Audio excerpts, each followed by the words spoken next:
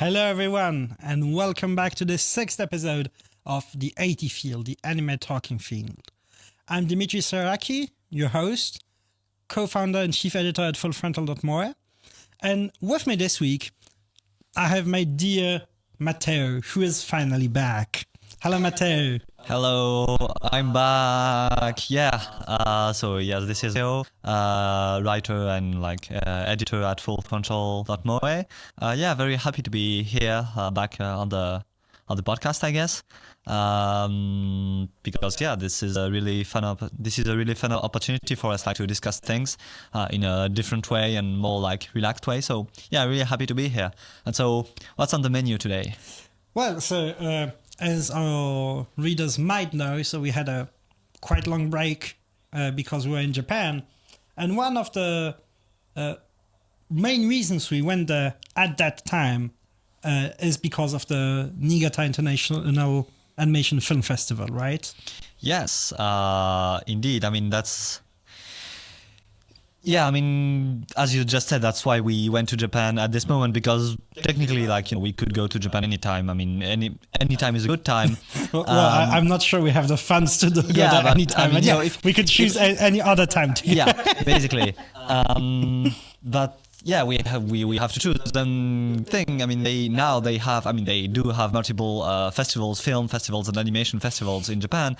But since last year, they've begun this thing, which you can see here, which is the Niigata International Animation Film Festival. So in mid-March, basically, which, as the name indicates, is in Niigata and is basically an animation festival dedicated to motion pictures, so full-length motion pictures from all around the world. And we went last year, and we absolutely wanted to go this year as well.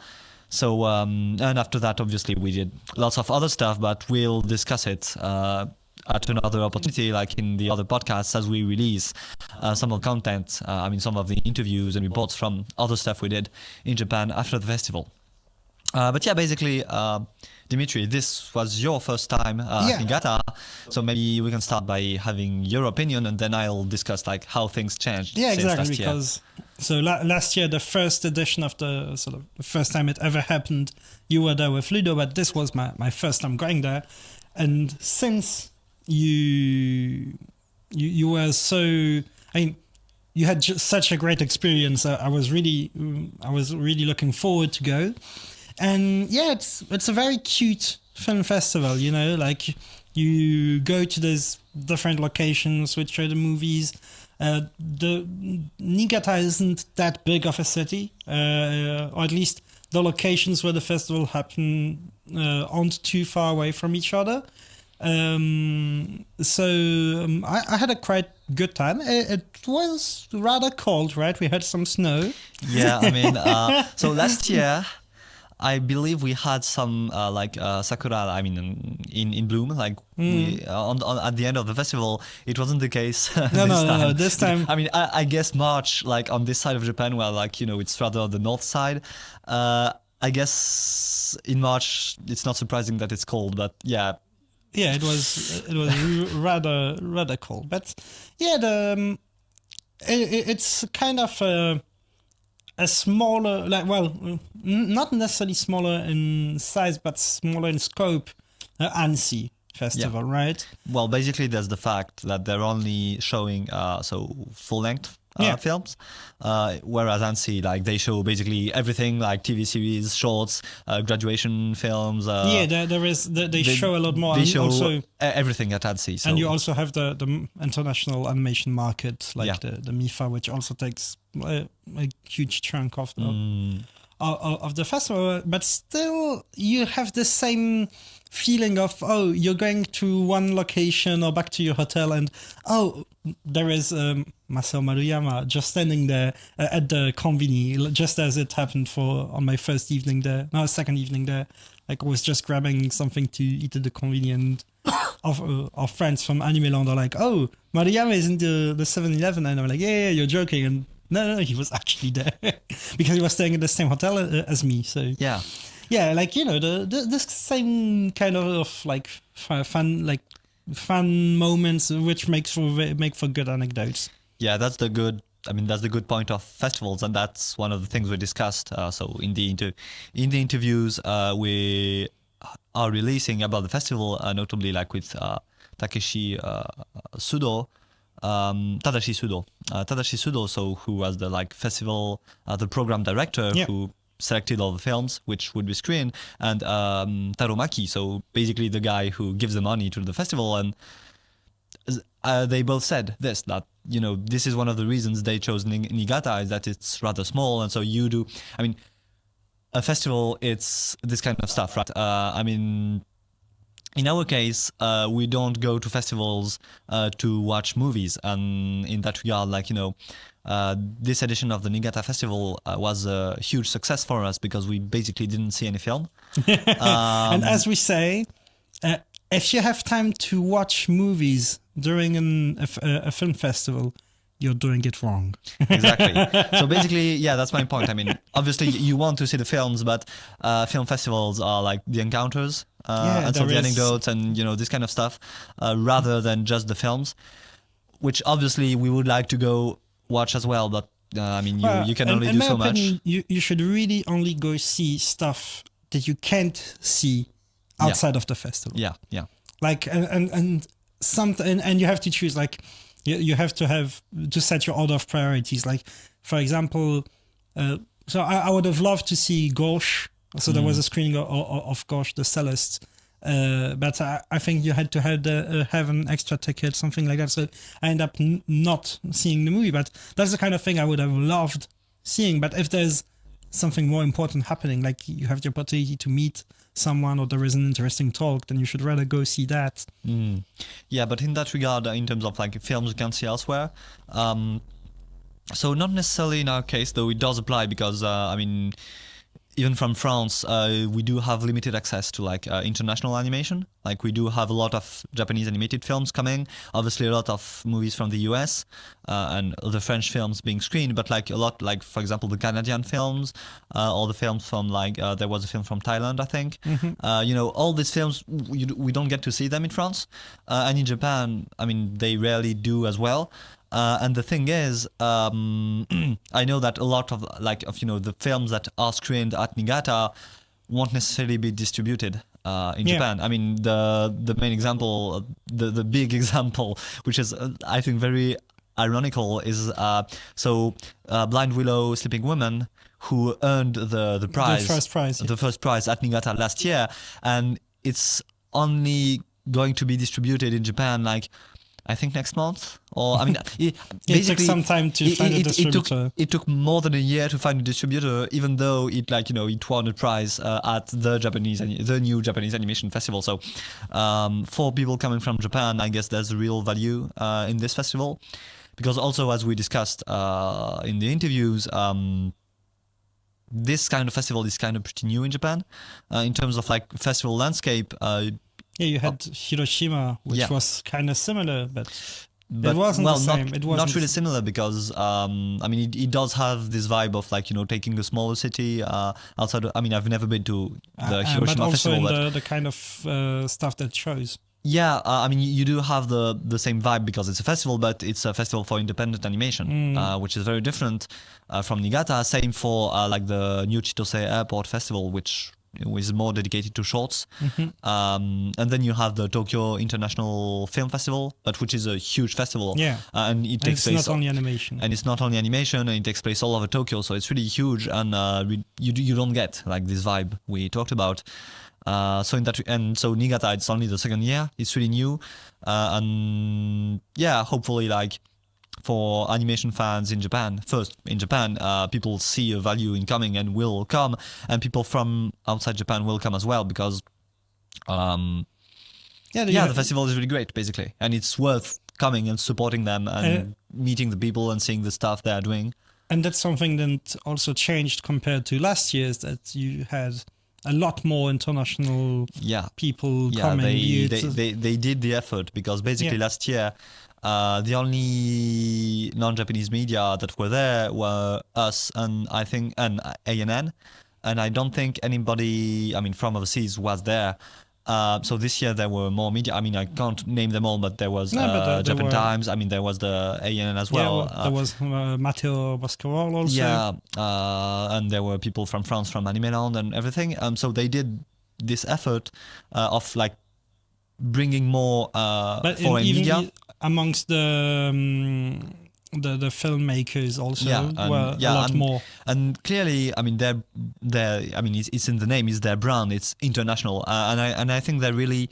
Trying to push the international. Yeah, and aspect, they don't want to be an anime film festival. Oh yeah. Like they don't want to be like we're just doing anime films and we're just doing Japanese animation, even though, like as Sûdo discussed, obviously the good point of this festival and being in Japan is that you can do a Shark Counterattack screening, and maybe you can if they manage to like do it, maybe they could do like a Desaki retrospective, which you couldn't do in Annecy, because obviously in Annecy, like you're going to arrive with your like a giant robot movie, and they're just going to look at you like, what's this? At best, you can do Akira as they do. Yeah. So they can do things that you couldn't do outside of Japan, but they're really pushing the international thing. And so like the jury, for example, it's 1 Japanese and 2 foreigners. Yeah. The staff had, I mean, 1 foreign person this time. So Kathy, who worked at the like press liaison bureau and everything.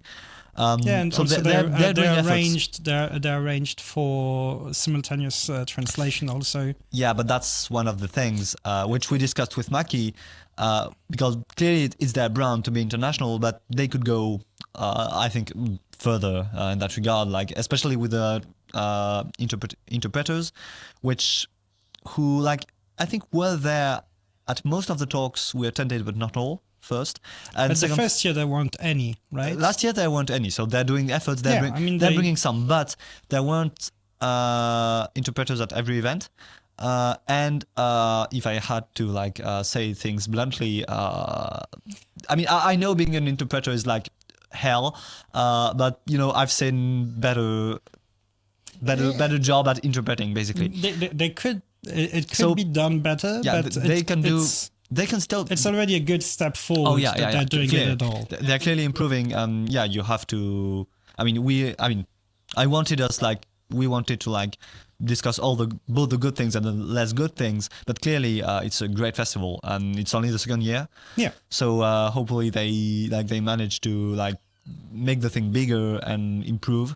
And there were many improvements. I mean, Yeah, you could clearly feel many that. improvements. So I think it's one comment you did during the festival is that it felt like the scale of the festival got bigger this time. I'd really like to, like we kind of tried to get into that subject with Maki, but obviously that's one of the. It's a bit touchy, so we didn't get any direct answer. But even though Maki was, it was a great interview precisely because everything was very direct. But basically, I'd really like to know like how much money they get and how much they got last year. I mean, not how much they get, how much Maki put out. Basically, what's the budget? So maybe we can explain who Makitaro is, right? Yeah, he's the president of Genko. Yeah, which is a big like entertainment company producing all kinds of like content. She's been behind Maruyama for a while, like and already in the Madhouse like, days. Yeah, who's been the if Maruyama, if you could say that Maruyama has been like Satoshi Kon's producer and Katabuchi's producer, Maki has been Maruyama's producer, basically. Yeah, I mean, it's thanks to Maki's money that all of this was made. Yeah, and so basically Maki is the one mostly paying for the festival because, I mean, it's the Genko paying for the festival, and so he's like overseeing things. And I guess he's also the one like bringing or contributing to bring most of the guests. I mean, the fact that last year you had, Rintaro. I mean, the fact that both this year as well. I mean, last year and this year you have Maruyama. Like, obviously, like I guess Maki just calls him and says, "Oh, we're doing this. It's my money, so you have to come. I'm the one paying you, so please come." I mean, I guess it's this kind of stuff. So yeah, if you look if you look at the guest lineup, I mean the Japanese guest lineup, you can like do some guesses for like, oh, will this person do something related to Genko or to Maruyama or whatever? You can try doing these kinds of guesses. It won't hit every time, but I mean, we did meet like some people who... I think it's quite easy to guess what will happen at Niigata. You just have to follow what Sûdo does. Yeah. Because, for example, I called that Tomino would come, I think 8 months ago or something like that, as soon as Sûdo had written a book about Tomino. You know, like they hadn't made any announcement. I think the only thing we knew was the date of the festival. I was like, I'm pretty sure Tomino's gonna come. Yeah. And he came. And he was there. Yeah, but before talking about Tomino, let's talk about the other big guy we met, which is Sûdo-san, which is not, I think, someone like a lot of like foreign anime fans know, but who's like really, I would say, important. Basically, I mean, we do talk a bit about it in the interview, but first and foremost, he's an anime journalist, and he runs a website called Animation Business. Animation Business. I thought it was Anime Business. Anime Business. I think it's Anime Business. But yeah, and which is really, I mean, it's more like just a news website. It's not so much analysis, whatever. But I mean, if you want to get like, I mean, it's the most important like news website for like the economics and the business and like the stuff going on in the anime industry, aside from the purely creative like side. the industry side of the industry, basically. And so we've met him as well. I mean, Sûdo at Annecy a few times. We met him the first time at Annecy, right? Yeah. But I don't think he remembered us. But yeah, but no it problem. was just like a quick encounter. Yeah. Like we introduced ourselves and and so now, at the time he didn't seem to care too much. Yeah. But then since then we've had our big breakthrough in Japan. Yeah. And so this time when we reintroduced ourselves again, it's like, oh, you're the guys from Full Frontal. Well, I'm reading what you do. It's nice and such. And so I was really happy like that we got the interview, because I mean, just to have the opportunity to really talk with him, because he's someone I've been following for, I mean, not that long, because I haven't been like reading Japanese stuff for that long, but you know, someone really important, just someone really precious. Like, so his work is really valuable and everything. And so the fact that he's at the festival doing something very different, because obviously running a business news website and running a festival are very different. But as you said, he chooses the film that enter competition. And as you said, like a lot of what actually happens in Niigata goes through him. Yeah. Obviously, he's not the one with the money and everything, so he doesn't decide on everything. But like I guess he's the one to decide on the selection and everything, and the program and all that stuff. So we met like two pretty important people, both like, let's say, in the anime world, not only anime industry, because you know Sûdo isn't really an industry guy, but in the anime world, and even like in the organization of this festival, right? Yeah. So it was really interesting, and also I guess I should say this: we met them. We met them at the festival. Like we could talk and everything, but these interviews were made also thanks to Animeland. Exactly. With French... the help of Animeland. So we had our friend Elias who came to the festival because Tomino was there, right? Yeah. He wasn't planning on coming. He had a trip to Japan planned at the time. He was supposed to arrive a bit later, I think, and then they announced that Tomino would be there, and he was like, I didn't want to go except if Tomino is coming. And Tomino is coming, so he changed plans and he was there. And first of all, it was very fun having him and his wife take part in the festival, being there. The French touch was... Yeah, like we had the French team, right? Like the whole Full Frontal gang, and then also Elias and his wife. Yeah, and it was both of, our two like teams, should I say, were kind of complementary, because basically, to put things like briefly, getting interviews was a bit difficult, and basically at Full Frontal we mostly got like the artists, so to speak, so Tomino, Yuasa, and Itano, whereas Elias at Animeland got like the management, should I say, so like Sûdo and Maki, and basically, well, Ilyes helped us with the Tomino interview, and he attended it. And I served as an interpreter for his interviews. Yeah. So basically, we did this deal, which we often do with Animeland, which is like publishing Exactly. stuff on our end as well. And so yeah, it was a great opportunity because we also got. I mean, I also say this, like, it's important, like, well, not just to interview the artists. I mean, obviously we want to interview the artists and we're interested in the artists, but it's nice to get like the other side of the industry, should I say? Exactly. To not only focus, like to focus also on the other. Yeah, and you know, and also because we have to meet those people, especially like the people in like Japanese journalism, which are really important, and like it's important, like, you know, one of the principles at Fullfrontal is, you know, this idea of making this bridge between like Japanese fandom and English speaking fandom, but also we make it with Japanese journalists as well. Yeah, exactly. Like the community exists beyond just what happens. It's not just Twitter, and it's not just. And I think it's also one thing that I really liked about the festival is also we met a lot of like our Japanese writers, like anime writers and journalists. We got basically to meet, like, as you said, the Japanese journalists, which you don't necessarily meet if you only go like to Sakuga events or that kind of stuff. Yeah, because they aren't necessarily there. Like and they don't really come to stuff like ANSI. Because this is one of the things. It's too difficult for them to finance a trip. This is one of the things that came back often during conversations at the festival, and which I talked about with later. I mean, when we were back in Tokyo with other like Japanese creators, is that basically the Japanese industry's relationship with ANSI is a bit weird. Because until recently, they weren't really aware of it and they didn't really come. And thinking about it, I think the trigger that led them, that led Japanese people to come in higher numbers would be like the time when Yuasa got the crystal for Lu.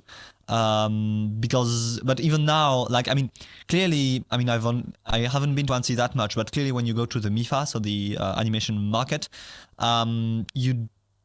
you don't have a lot of Japanese studios, but they're increasing. But everybody's been saying that, in Japan, like people like Sûdo or even producers we've met or whatever, saying that, now the Japanese people really want to go to ANSI, and but they don't necessarily have the money, they don't necessarily get the invitations or whatever. And also, but the awareness is growing. One issue with festivals like ANSI is that oftentimes the movies aren't ready in time. Like basically the moment between when the movie is done and ready to be to be shown and its screenings is very short. Basically the movie's done and screenings begin. But if you want to send it to festivals, it's not supposed to be out yet. So that's why it's hard for a lot of Japanese movies to come out. To be shown at festivals.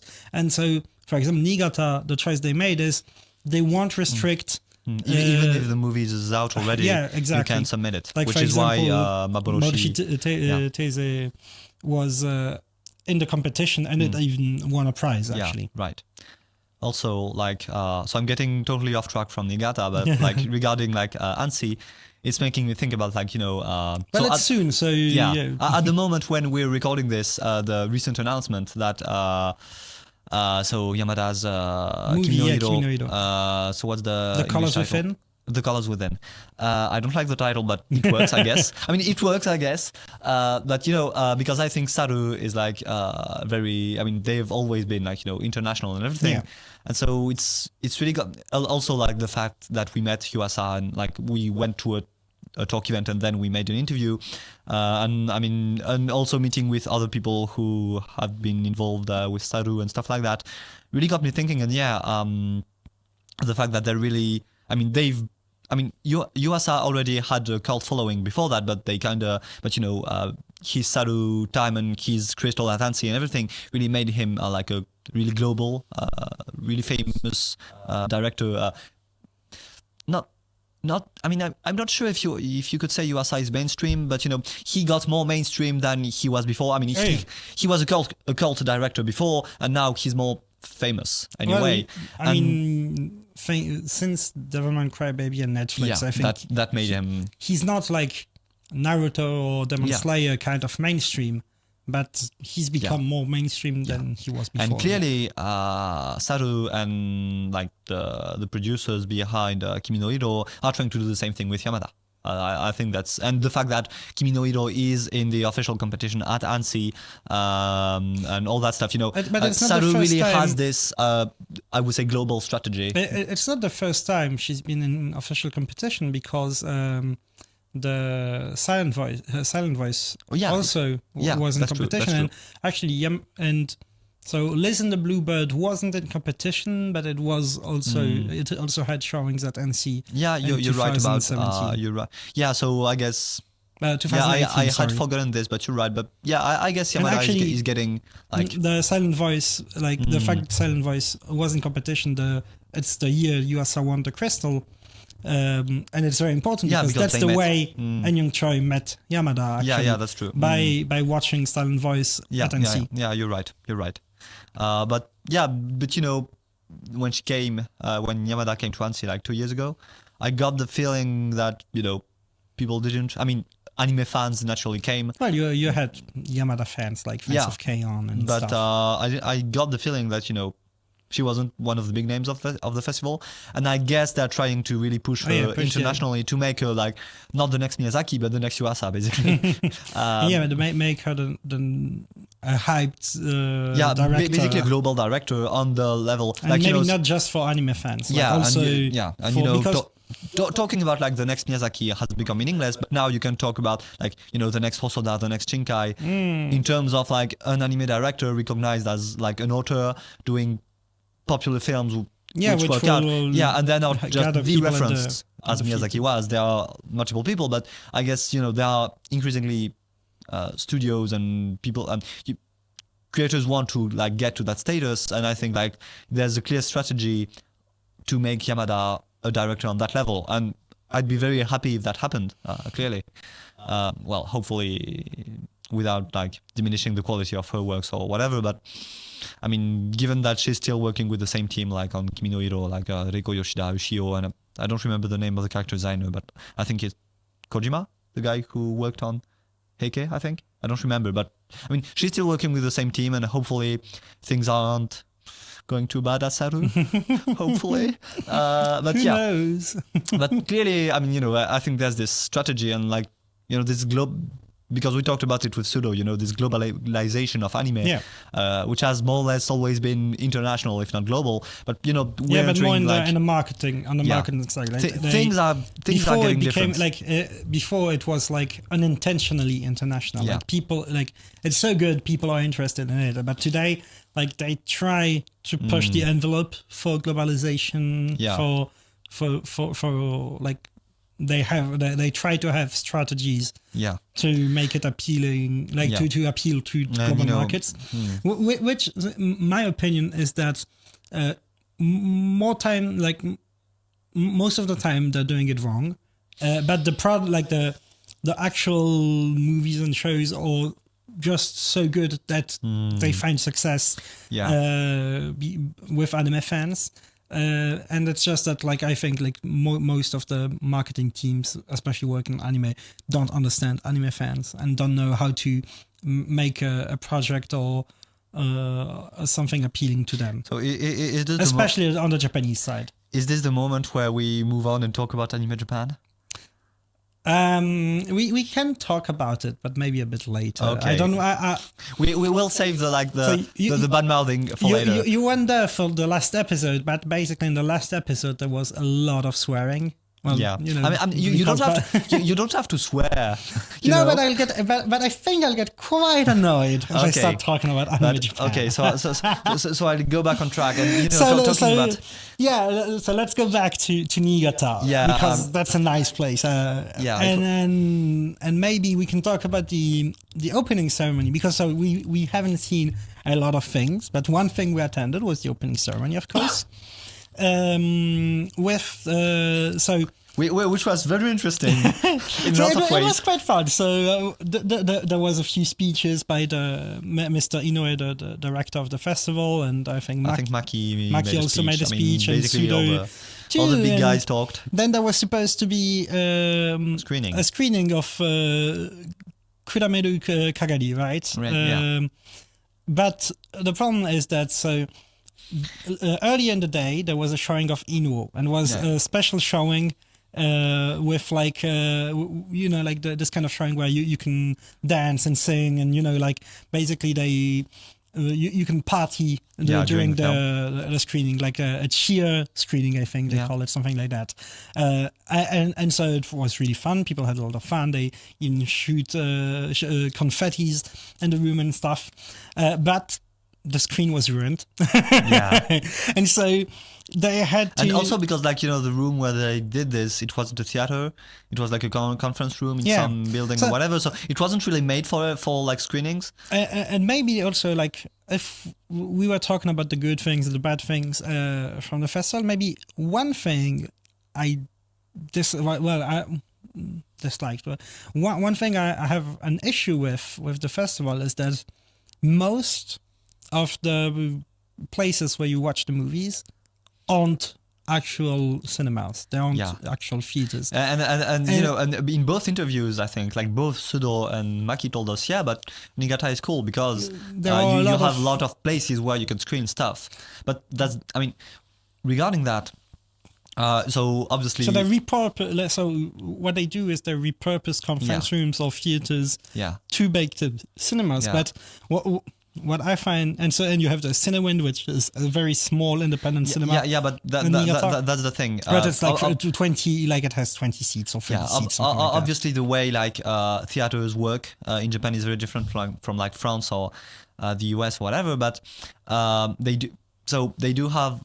So I wouldn't project the French model, how theaters work in France and Japan, because I know the situation is very different. But one of the things that I'm very curious about is that, so in Niigata, talking about theaters, movie theaters, you have the Cinewind, which is an independent theater. I don't know if it counts as what in Japan they call mini shiata, so really small theaters where it's basically just a few dozen seats and it's really independent stuff. But basically you have this independent cinema, but you also have I don't remember which brand it is, but you have a non-independent theater. You have with multiple rooms, with multiple screens and whatever. I think it has 3 or 4 screens and stuff. Mm-hmm. But it's not used by the festival. So I don't know what's the deal. I think there is even a Toho cinemas at maybe it's the Toho. I think it's Toho. And it's not used by the festival. And it's just... and also it's kind of frustrating because it's just next to the Cinewind. Yeah. And you're like, why... Yeah. Why didn't they get a deal? It's a budget issue. Maybe it's just the Toho. Maybe the cinema doesn't want to work with them. Yeah, because in Tokyo, and see the Pate, which would be the French equivalent to Toho cinema, works with the festival, and you have a lot of screenings there. And in Tokyo, for example, you have the Takeuchi's Anime Awards Festival in Ikebukuro. Well, Ikebukuro is special because it's Ikebukuro, but they do most of the screenings in the commercial cinema, so the Toho and the Sunshine, I think. Okay. Also these are very big theaters, so you can Humax just maybe also, no? Isn't it Humax, the one next to the Bukov? Maybe. But basically, they do it in regular theaters, so to speak. It doesn't happen in Niigata, and maybe. I don't know what's the problem behind the scenes, but this is clearly something that could be. But it could be an improvement to have actual cinemas for some screenings and something they could work on. Yeah. or little, recommendation. So before we could have the screening of the movie, so we had to wait for about an hour that they changed the... Yeah, they had to change the screen before the screening, and they want everybody 5 minutes before, basically they I think when the director saw the screen, he was like no, you're not. So they kind of joked about it, but I think that director was actually annoyed. Yeah, and said, "You're not gonna show my movie on that screen, right? But and I can understand that he would be annoyed that because it was for the premiere of your film. How do you say? It was all folded basically. It had many folds. Yeah, and it was kind of dirty and everything. Yeah. So yeah. But and so, what did you think about the movie, like the Kurameru Kagari? Because it was fun. Like it's kind of special because it's kind of independent. It's not really independent because I think there's twin engine behind it. Yeah, right? but I think you increasingly have this gray zone in the anime industry between like independent and commercial stuff. Yeah. I feel like, I mean, just to take another example, I mean, it's like what China is doing.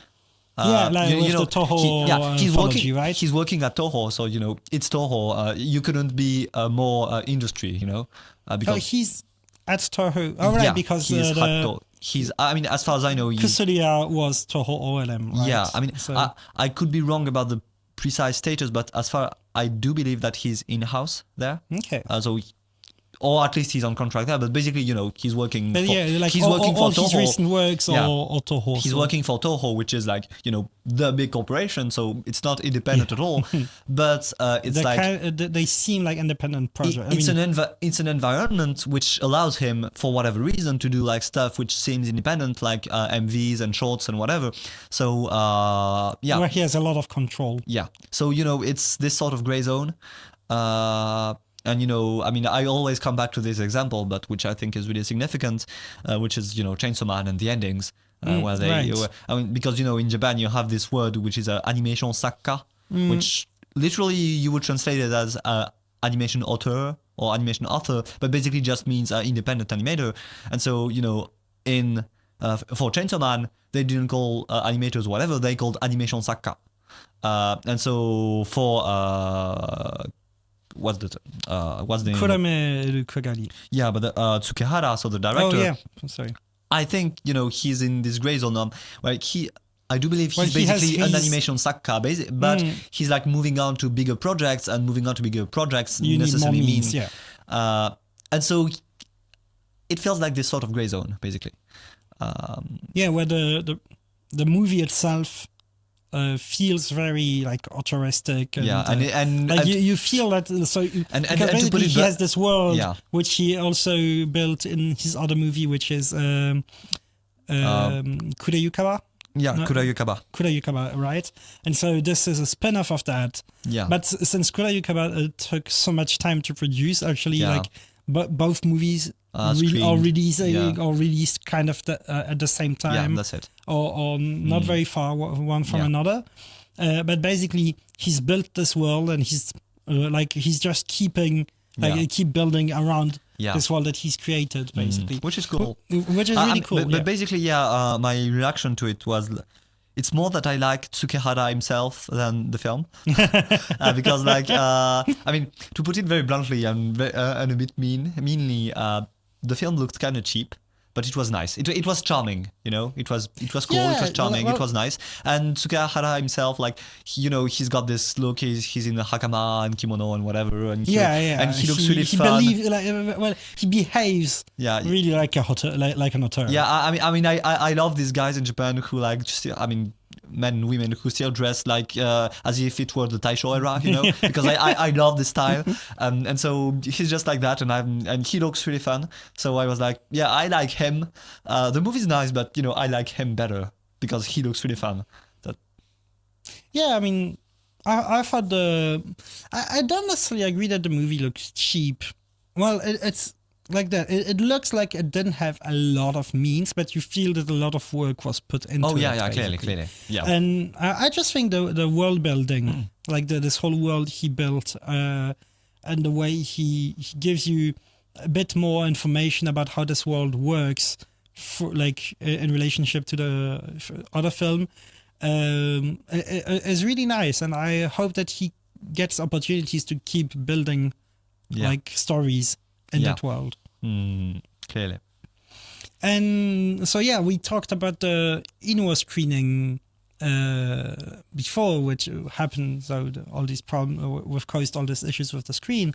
But so you also attended a screening of like USS short films, right? Yeah, which was really interesting because basically, so I have the list of the shorts, which I'll read out because that's how we do things here. Yeah, but I mean, the reason I read it out is because they screen stuff which is pretty rare.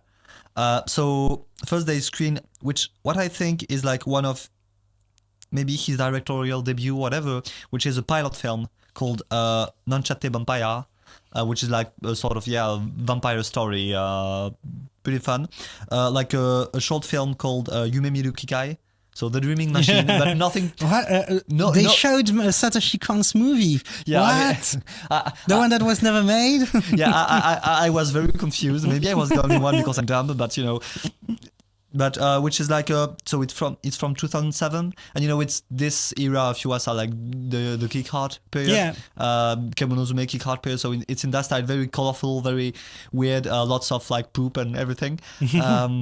And talking about kick art, they showed the kick art pilot as well, which I had never seen. So it's really fun.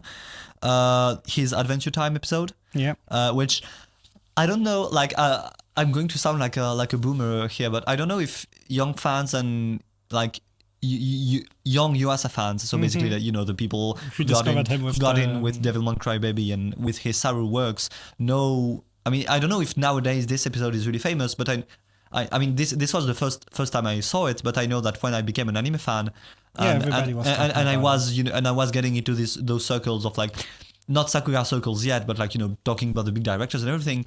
Yuasa was the Adventure Time guy, so I was really happy to like have the opportunity to finally see this episode. And then they showed like a short like called like Slime Bokenki, so like a Dragon Quest. Yeah, Dragon Quest advertisement. It's an ad, right? Yeah, I think it was an advertisement from '99, so pretty early on as well. Which I think this was the rarest thing they showed. So yeah, it was really great, and you know, and it got me back as well into like this Yuasa, like young Yuasa, like pre-Saru, even before.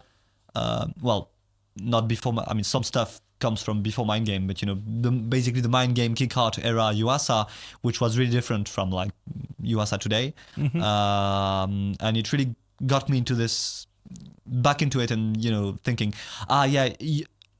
yeah, that's the kind of stuff Yuasa does, and yeah, that's really good. I remember why Yuasa is so good, even though obviously I love Inuo and some of his Saru, but you know, it's very different. So getting back into old Yuasa, so to speak, was really refreshing. And I mean, you know, hearing him talk about the shorts and then getting an interview with him where I guess we kind of talked about the shorts because this interview was... Yeah, it happened just after. It happened just after, and since we weren't sure about whether or not we'd get the interview until like basically the last minute, the preparation was a bit like bara, like all over the place, should I say.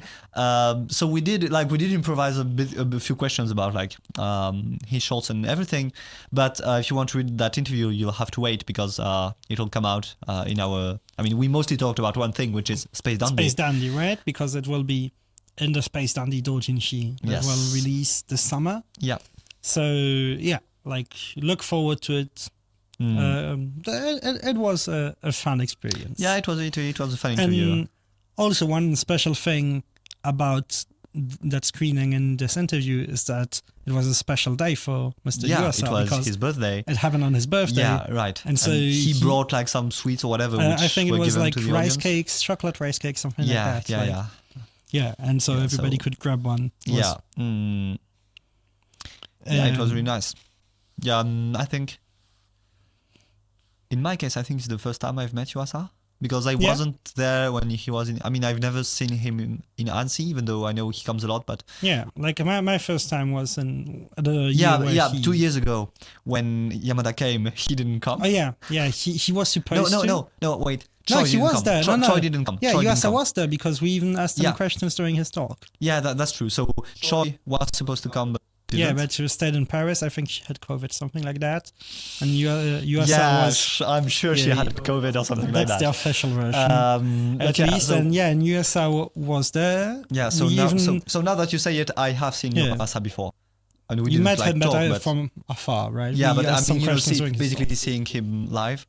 And my first time was in 2017, the year where he won the crystal, right? Yeah. We even partied and like he was completely drunk. I just said, "Oh, congratulations on your prize!" And he jumped on me and hugged me. He was full of sweat and stuff like that. But yeah, and well, another interview we kind of talked about. You talked about earlier about the Shark counterattack screening, right?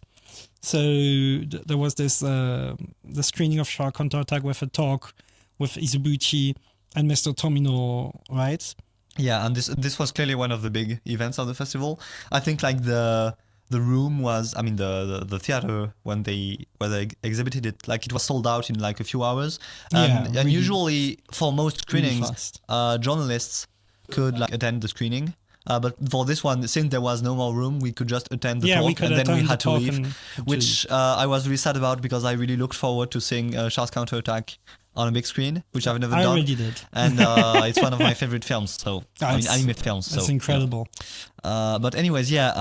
And so yeah, Tomino was. Oh yeah, he was on fire, right? He was on fire. Izubuchi was just like a huge fanboy. Yeah, he was fanboying, and I guess like hugging Tomino. I guess Tomino liked it. I mean, Tomino played embarrassed, obviously, which was fun. But yeah, I mean, and like of course, if people want to know more about what they said during the talk, we actually did a report on it. Yeah, on the Twitter account, right? I guess we should like. If we have the time, do a proper report. A proper report, because basically what we released on Twitter was mostly the hot takes. Yeah, like it was the big takeaways from the talk, right? Yeah, talking about bad mouthing Ano, saying that Izubuchi is really good. I mean, Izubuchi fanboying Tomino, and so in return Tomino fanboyed Izubuchi a bit, and so he took the opportunity to badmouth Nagano and Okawana and all that stuff. He was, and it was nice to see him like. I mean, Tomino's really impressive because I mean he's old, but like I mean he does like walk, have a bit of trouble walking, but aside from that, like he's got so much energy. He's still like so lively. Yeah, impressive. And so obviously, so we won't talk about it too much here, but obviously the day after. Oh yeah, like I mean, we interviewed him. That's like one of the huge things that we did at the festival, and especially since like there were only like 2 media interviewing Tomino. Yeah, exactly. So I think Japanese one, which I don't remember which one it's maybe a local newspaper. I mean, wasn't it Asahi? Yeah, Asahi. So not really a local newspaper. I think it was Asahi, and then afterwards it was us. But yeah, like it was the. Yeah. I mean, you know, Mr. We don't even have to release the interview. I can like just retire right now because I've interviewed Tomino. I mean, but I mean, I like so. I've done it all. So grateful. I'm really so grateful that we were able to interview Tomino. And just especially since last year, we were able to interview Mr. Oshi, and so hopefully every year we are able to interview the big star present at the festival. I didn't think we would get Tomino at first, but we might. I mean, but who doesn't try surely doesn't get him. Like, and we got it. So and well, one other little issue with the festival, like was the interviews. Right? So of course we're insanely grateful that we got to interview those people. So Mr. Yuasa, Mr. Tomino, even those we'll talk a bit after, like Mr. Itano. But all of the interviews we got, except Tomino. Tomino we got through like kind of the official way.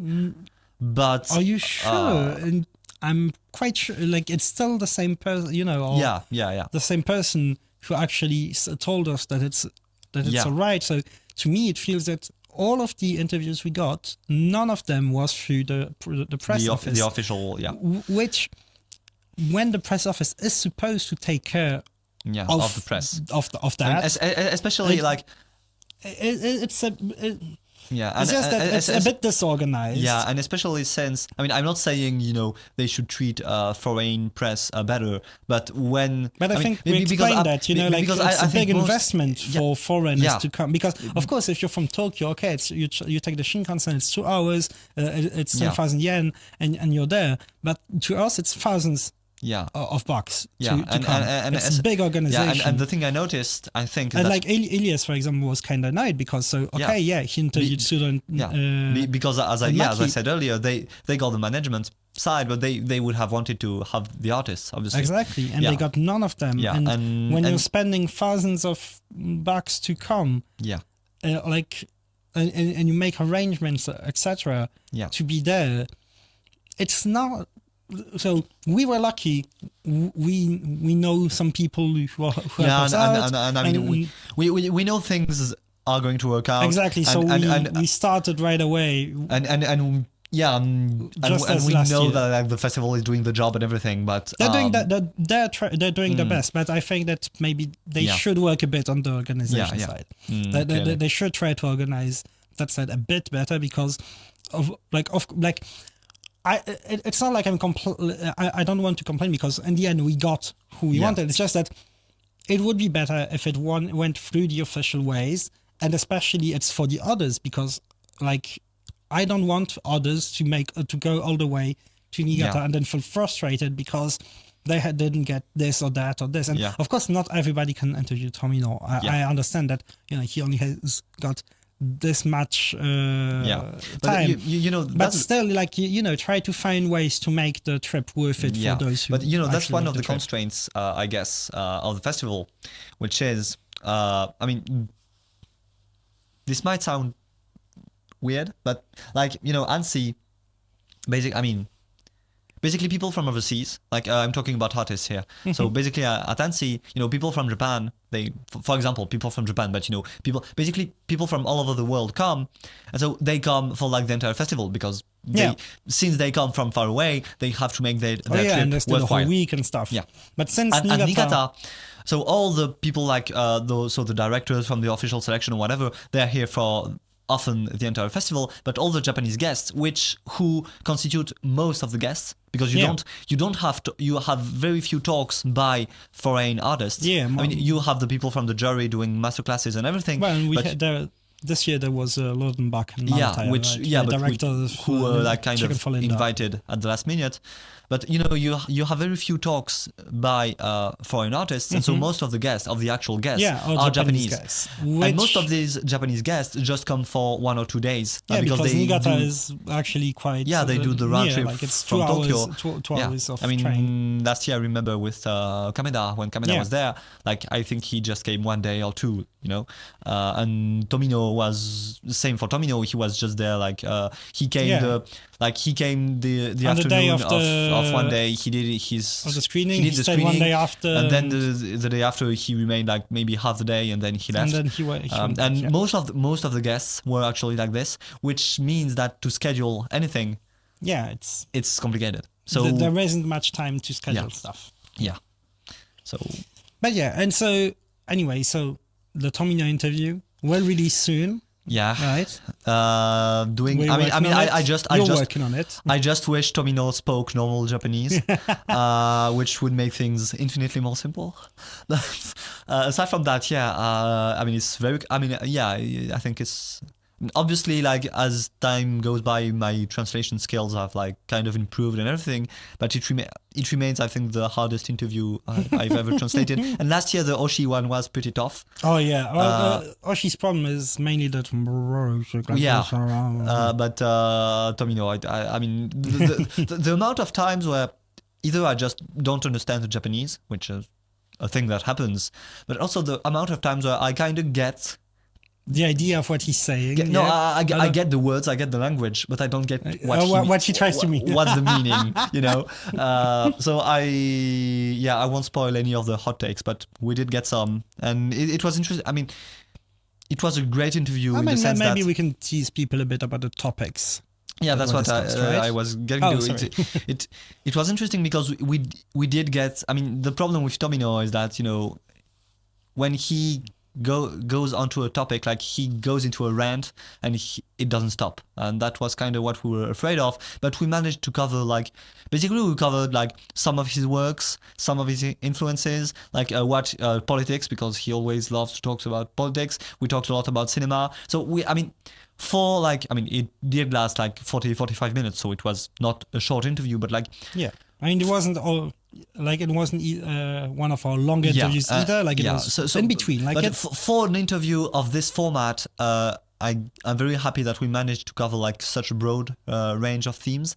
Because I was really afraid that we would get him on one topic and it would just go onto just that one topic the entire time. But we managed to avoid that to a pretty decent degree, if I can say so myself. So yeah, it was really, and I mean, just like, the experience of like meeting Tomino and spending 45 minutes with Tomino. And I will save this for the next podcast, but like, wow, bruh, what a man, what a man.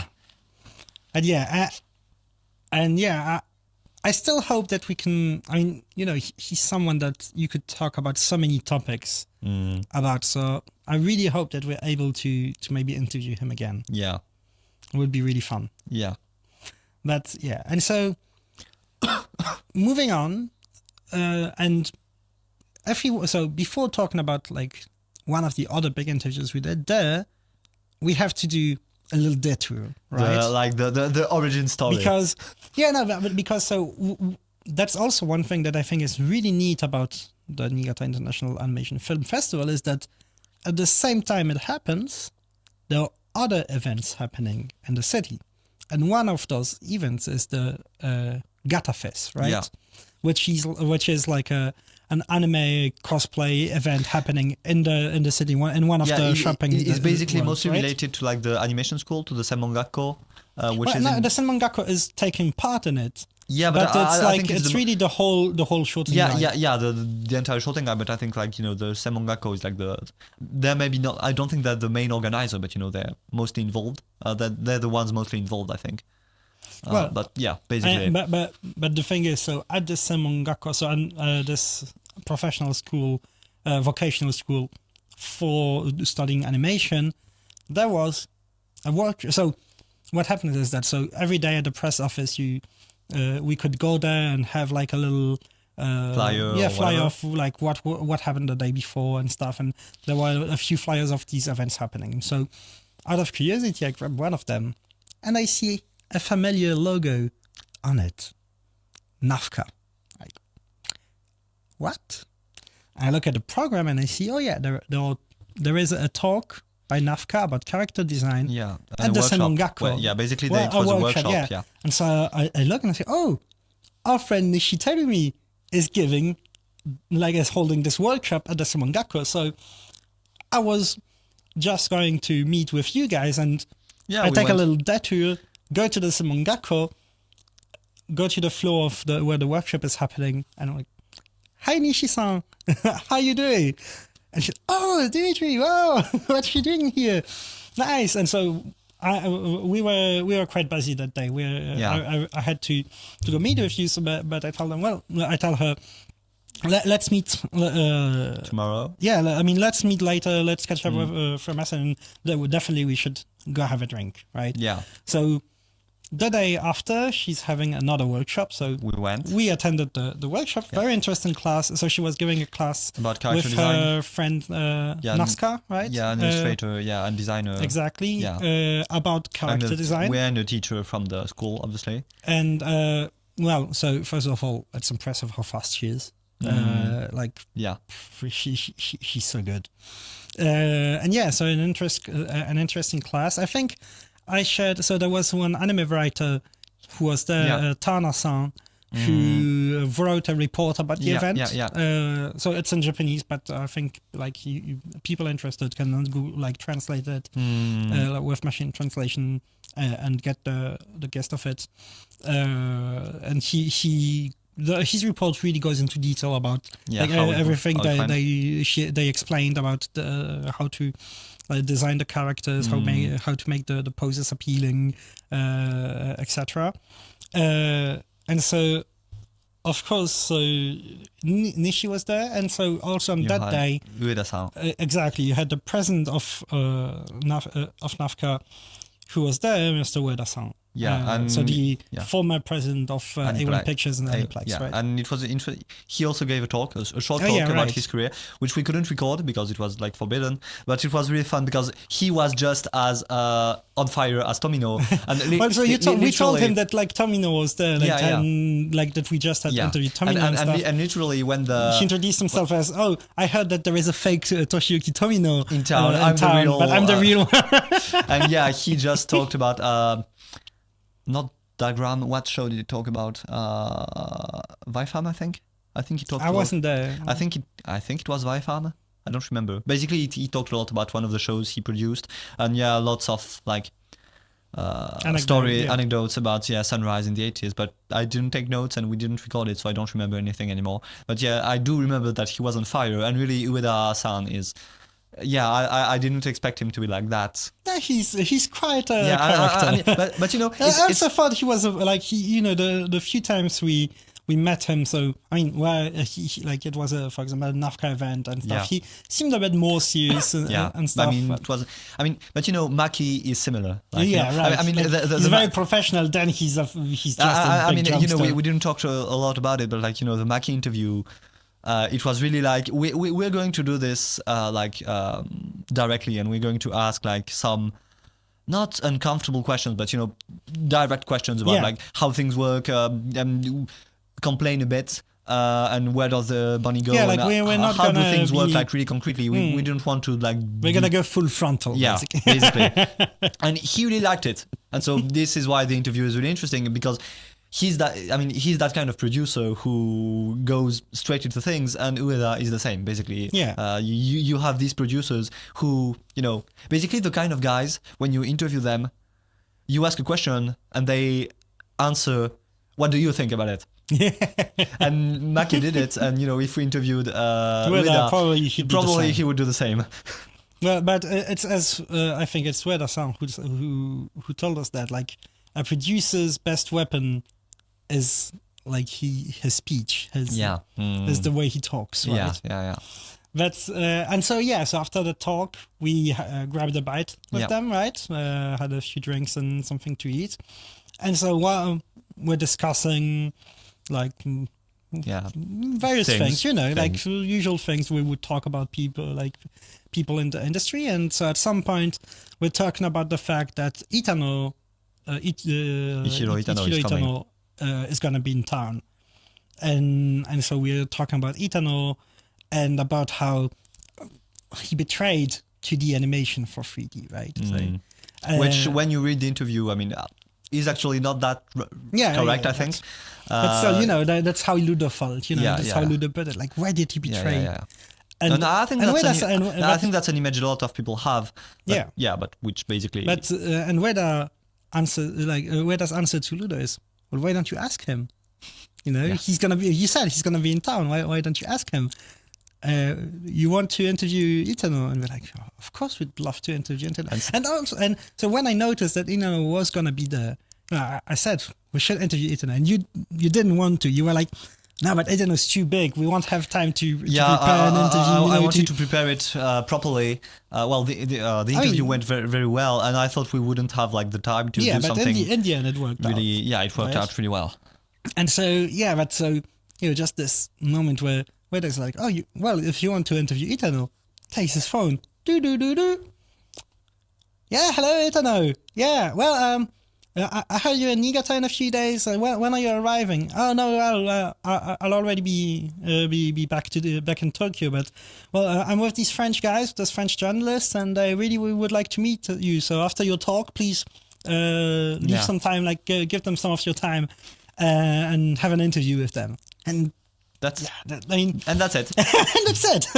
That's crazy, you know. I was like the entire time when he was doing his phone call. You know, I think like when people see that we interview big names like that, like maybe some of them ask themselves like, how do they do it? Honestly, anyone can do it. Like, I mean, it feels like, when it happens like that, No, it's like, to me, it's like it feels like anyone can do it. being the right person at the right place. Exactly. At the right but that doesn't moment. take much. It just takes to be in the right place at the right time, right? Yeah. And like for a lot of interviews, But we were talking about like the vibe of festivals and everything, and that's a very festival thing. Oh yeah, that's a completely festival thing. Like spur of the moment thing. Yeah. When you meet someone who knows someone, and and they're like, oh, you're cool. You should definitely do that, and they take the time to organize things it. Like right? just intersect in just the right way, and they take out their phone and are you available? Yeah, and so of course, like Itano. So I think I already shared this, but like my love for Sakuga basically started with me like getting interested in, because of like when you start out, of course, like one of the gimmicks that is easy to recognize and also very impressive is of course the Eternal Circus, and also it's very well documented. So it's easy. It's an easy gateway into Sakuga. So I obviously wouldn't be here if it wasn't for Eternal's works, and to finally to just meet the guy. And spend what did we spend? Like an hour and a half? Yeah, a bit more than an hour. Yeah, maybe an hour 15 or an hour and a half. Something like that. To spend a considerable amount of time just talking about his work, talking with a genius like him. It was just really awesome. Nice. He's really nice. And I mean, we'll also get into more of this when we release the interview and do the related podcast. But it was really interesting because, there was the issue of betrayal of 2D, but also, I think most of us expected him to be a bit of an otaku, which he totally isn't. It's funny because he watches a lot of stuff. Yeah, but it's for work, as he says. Yeah. But insofar as he's a guy putting a camera on his bike and having fireworks go out while he's on his bike, insofar as he's a guy who does this, he's actually pretty normal. Yeah, I mean, as normal can be for but guys he's that. not an otaku. No, I mean, he's not like Hideaki Anno or that kind of guy, He's not living for fictional worlds, but he's very, very passionate about his work. But still, he's a nerd. I would still but more about his work. He's very invested in his work and how it works on a technical level. Yeah, and he's all the stuff about the lenses, the how do you say, the focal and stuff, and so he's still a nerd. He's just not the otaku, and still it's funny because in the end he still watches as much shows as other otakus do, and a lot of current things. But the mindset is different. Yeah, but is it really? Because in the end, since he's studying it for work, it's just that he does it for work. But the fact that he's watching it to study it, it's still very otaku. It's not.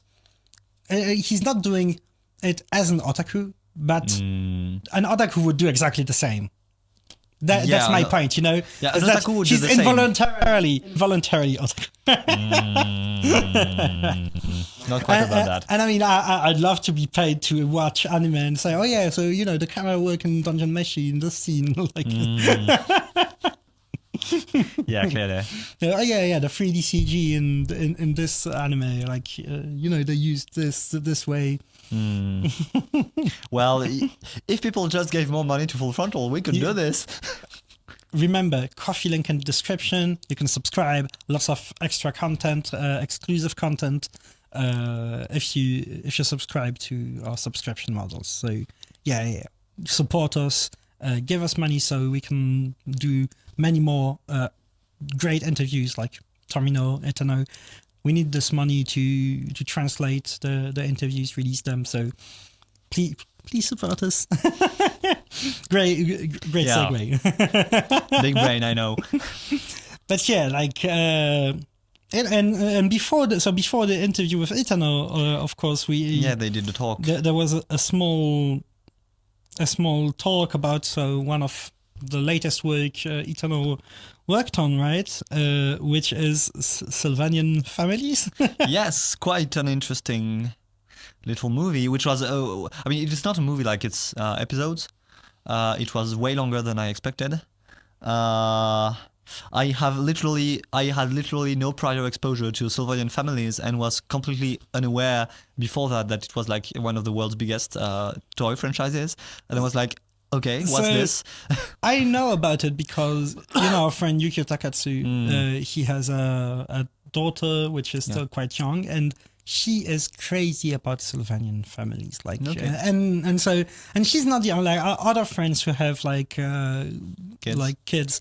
Like 4 or 5, especially girls, like they all want Sylvanian families. I didn't know about it, and it's been a huge thing for a long time, because I think it's like it dates from the 70s or such. Like it's an old thing, but yeah, like huge toy franchise, very big with kids today. At least here in France, and I guess also in other parts of the world. But as Itano said, he was quite annoyed because the movie was released directly to DVD. Yeah. Not even Blu-ray. Yeah, they were kind of annoyed about the distribution of the thing. And especially since, like, it's big with kids. Like, Paw Patrol gets cinema releases. Why couldn't Sylvanian families get one? So I think the movie wasn't my kind of thing. I mean, that's because you're not a 5-year-old little girl. Yeah, even if I was a 5-year-old little girl, I don't know if it's the kind of thing I would like. Still, so the 3D was interesting because sometimes it was awful, but the models of the characters like really tried to reproduce the toys, and like with the fur aspect of the animals and stuff, like it nearly felt as if they were like stop motion puppets. Yeah, the movement itself wasn't really interesting, but you did have this sort of stop motion vibe, which was kind of interesting. It didn't like make it totally worth the while, but I mean, if we had something to say about it, I guess it would be it. But in the talk, they didn't just. I mean, we hope to eventually release a report from that talk eventually, because it was really interesting, because they didn't just talk about Sylvanian families. They also talked about their work on Ultraman and all that stuff, because obviously you had the director Konaka, but also the MC was Hikawa Ryusuke, so a teacher, researcher, and one of the biggest tokusatsu experts, I guess, in Japan. So obviously they talked a lot about tokusatsu and special effects and all that stuff. So it was quite interesting, regardless of like the quality or contents of the film itself. Yeah, and then also they announced the next projects, like Konaka's and Itano's next project. Yeah, because we talked about it on Twitter. Yeah, we talked because it's a studio based in Niigata. And it will be full 3D CG, so you don't get your hopes like too high. Yeah, but it looks, but at least in terms of design, the designs are the concept design by Itano look awesome. The designs and like the overall concept of the show look because it's it's inspired by like mythology, Jomon era stuff and everything. So it's really cool. It looks very cool, but so one unfortunate aspect is 3D. Yeah, I mean, hopefully it can still look good. I mean, Braveburn is 3D and still looks awesome. Braveburn. You think you? Well, I love Braveburn with all my heart, but I would never say I would never ever say it looks awesome. It looks cool. Okay, it doesn't look good, but it looks cool. Okay. Style, even if it doesn't look aesthetically the best, the way it's presented is cool. You put up with it because it's cool. No, I put up with it because it's funny. I like big robots saying dumb things. Yeah, because it's cool. That's the point I'm trying to make. Yeah, but it doesn't have anything to do with the visuals. I'm saying is that if it gets presented the right way, even if it's 3D, it can be awesome. But anyways, even Braveburn isn't full 3D either, so it's also different. Sure. But I was thinking about Braveburn anyways, because Obari did Braveburn. I hope Itano does his own Braveburn. He won't because, as we just discussed, he's not an otaku, and so I'm sure like Itano. But it's Konaka doing the... Yeah, the direction. But, I'm sure if Itano watched Braven, I'm sure I think he did, probably. Probably, I'm sure he didn't get it. I don't know. I'm sure he didn't get it. Okay, yeah. And but, yeah. Anyway, and so, completely unrelated, but one other thing we attended in Niigata was a talk which was quite interesting, which left us kind of... which was basically to us the revelation that we don't know anything actually, and that there are other people and other ways to look at anime than as a Sakura fan. We felt just like when non-Sakura fans watch Sakura people talk, I think, because so it was a talk by Sho Aikawa and Urobuchi about Jidaigeki anime. Yeah. Well, and actually I'm saying it's a talk by Sho Aikawa and Urobuchi, but it was mainly a talk by Sho Aikawa. Yeah, especially since Urobuchi wasn't actually there. He was there remotely. So we were tricked. First of all, we were tricked because our plan was to attend the talk and try to meet Urobuchi, right?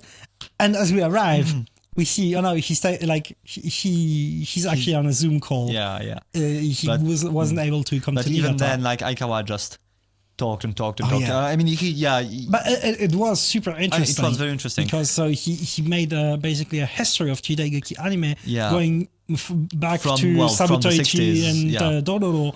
Up to modern days, and with big and for example, there was the one thing I do remember which hit me is because it's related to anime is what he said about Sword of the Stranger, basically which how important Sword of Stranger was in because basically there were a few big works. So you have the stuff in the 60s, you have Ninja Scroll, Kamui no Ken and Ninja Scroll, and then the other big work in Jidaigeki anime is Sword of the Stranger. And the reason for that is basically according to him, in most Jidaigeki anime, samurai stories and everything, the fight scenes were very inspired by live action Jidaigeki. So basically it's very still. It's all, you have the two warriors facing each other and then they just the action is very quick. The fight goes by in a flash and then you have one of the two warriors collapse and it's very fast and very stylized and everything. And then you have Sword of the Stranger where basically they come and ask themselves, but what if we did fights, we fully animated all the fights and we made it fully a complete action film with choreography and inside animation and everything. So this really was really new in Jidaigeki anime apparently. But the reason I remember this is because it talks to me as a Sakura fan. Yeah. But most of the talk didn't talk to us. Because, as Sakura fans, which was interesting. But it was interesting to basically have this talk about anime, because usually we attend Sakura centered events, right? Yeah, and we focus about the directors and the animators and the designers. But it was interesting to basically for once go to a Japanese event that talks about anime, but more on the perspective of the of the script, the narrative, and the genre, basically, because it was a whole talk about genre, and it's still, there was still a lot to learn, and it was very interesting to basically have a Japanese perspective on anime history, or even if it's just about this genre, to see how they talk about it, because usually talks like that I attended have been in Western cons, here in France or such, and usually there is this bias of the way anime was imported, but there it's the actual history of how this and that work influenced the later works, the real story of influences, basically. Yeah, so it was interesting, and it's good to be reminded sometimes that there's something else than the Sakuga or the animation or whatever, and that there are other ways to look at anime. So in a way, this was instructive. Yeah, and so basically that's kind of everything we did in Niigata. So then there was, of course, all the food and the alcohol, and the walking. Great alcohol. Niigata has the best Nihonshu in all of Japan. No, right? because you don't agree. Afterwards, I've toured. I've been to Kansai. I mean, clearly they have very good Nihonshu in Niigata, but I mean, I don't know Nihonshu from every prefecture, obviously. But I'm not sure. Yeah, basically. But no, 3 because there's Kyoto Prefecture and Shiga Prefecture, which are 2 different prefectures. So that's technically 3 prefectures total. But I don't know. I mean, it's very good in Niigata, but I don't know if it's my favorite. But anyways, yeah. I mean, to end on a positive note, like, you know, there's absolutely nothing to do in Niigata except eat, drink, and go to festivals. But yeah. Actually, I mean, there are a few things, you know, because they have a manga museum. You don't want to go to the manga museum in Niigata. Trust me, I've been there. Okay. Well, I mean, that's yeah. The festival is great, and so after that we went back to Tokyo, and well. If you want, you asked me if I wanted to talk about anime Japan. Make it the bonus episode. No. We can talk. You know, we can end on talking. You know, comparing Niigata to another animation-related event. Dozo. So, anime Japan. And so, for the backstory, I went there last year. I hate these kinds of events anyways. I hate conventions. I hate big things where you have to walk all day and just see booths and whatever. So I did one day last year and I said, okay, I'm not going anymore. And so Dimitri tried to convince me to come. We went together for the business days. Yeah, for the business days. Because the last year there wasn't any business day because they were online. So I tried to convince you, let's at least go to the business days together. I went to the business day with you, but I didn't go to the regular day. With Yip, one of our friends, and who also sometimes gives a hand for the website. Because I still wanted to have my own opinion about it, of course. And also because of my activity as an anime journalist, of course, I've been to many events, to many anime conventions. So I've become very interested in them. And also now so it's been a year since actually organizing one of the biggest anime events in Europe has been my full-time job. So I've even got like a professional interest in how are all anime events organized. And I've quite become even an anime event otaku to some extent. And so I was still very I didn't expect much given on what you said, but I still wanted to experience it for myself. And I have to say, I didn't expect to hate it as much as I did. I wasn't expecting much, but Anime Japan is basically everything I hate about the anime industry. There is no substance at all. It's just there is nothing interesting, about it. Well, there was one. But they announce the anime that will come out. Who the hell cares about announcements? You know, lots of people on Twitter. It's like honestly, I don't anime news and leaks doesn't interest me one bit because it's just pure consumption. That's the problem with Anime Japan. It's like anime in all of its consumeristic in all of its commercial product aspect. That's it. There is no artistic value shown there. Well, there is one small creators stage which had a talk with Kawamori and Mikimoto and one of the scriptwriter of Macross. But it's like 5 square meters, 10 square feet in the whole event. It's a radical space compared to the whole thing. And I think that I went back home and I was like, well, I have one positive thing to say. The food court was nice. The food court was well organized. That's one of the few good things I have to say about it. Because first of all, well, it's Japan, so one of the big things that bothered me is that I don't like the content presented there and how it's presented in the first place. But even I that's my taste, you know, that's my the way I'm interested in anime. But even if I was interested in this consumeristic approach and I was a pure hype man, oh yeah, they announced Doremi, cool, very cool, I'm looking forward to it. But I don't really care that much about the announcements. Like, I mean, the announcement will be made anyway, you know, Anime Japan or not. And the thing is, the announcement, I ended up seeing it on YouTube and Twitter, not even there because I couldn't even attend the stage. Because, so part of the fault is on me because I organized my venue to Anime Japan last minute. And you have to apply to attend the different screening stages and stuff. So, okay, part of the fault is on me to not have the best experience. But the thing is, I'm not that interested in these events in the first place. And the thing is, so 99% of the content and the things at Anime Japan are things that are supposed to be shown and watched and experienced, but you're forbidden to film or take pictures of everything. Like, you know, it's like the Japanese content industry, stupid, like stupidity at its best, you know. They sell a product that is supposed to be shown, that you want people to talk about, but you're forbidden to talk about it. So, and then they're desperate about, oh yeah, Korea and China are eating up our market. Like, Korea and China are taking over. Funny thing, what is the one booth that authorized you to film what was happening on it? Blue Archive, the Koreans.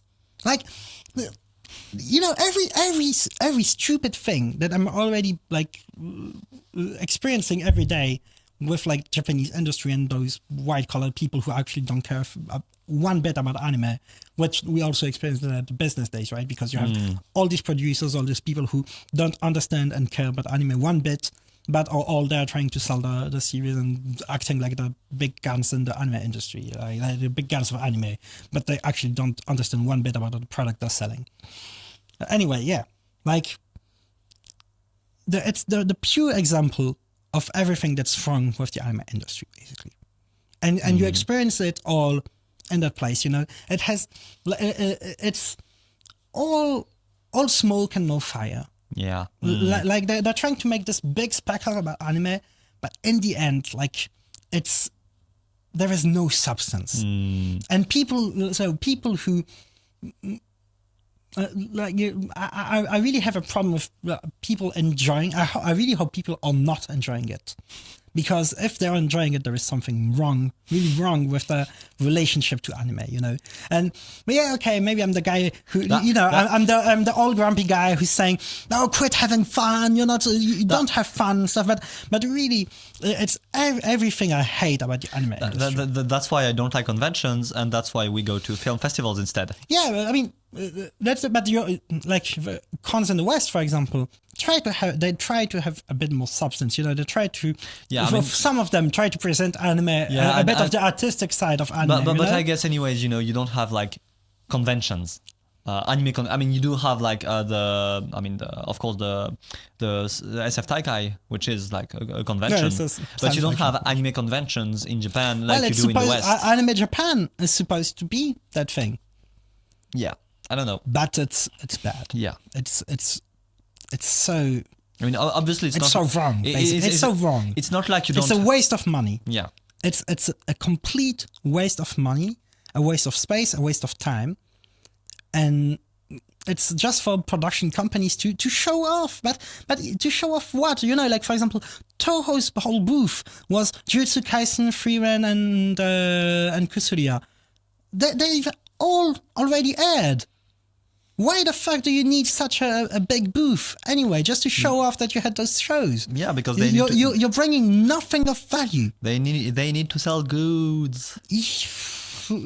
Fuck them. Okay, we're ending this live now.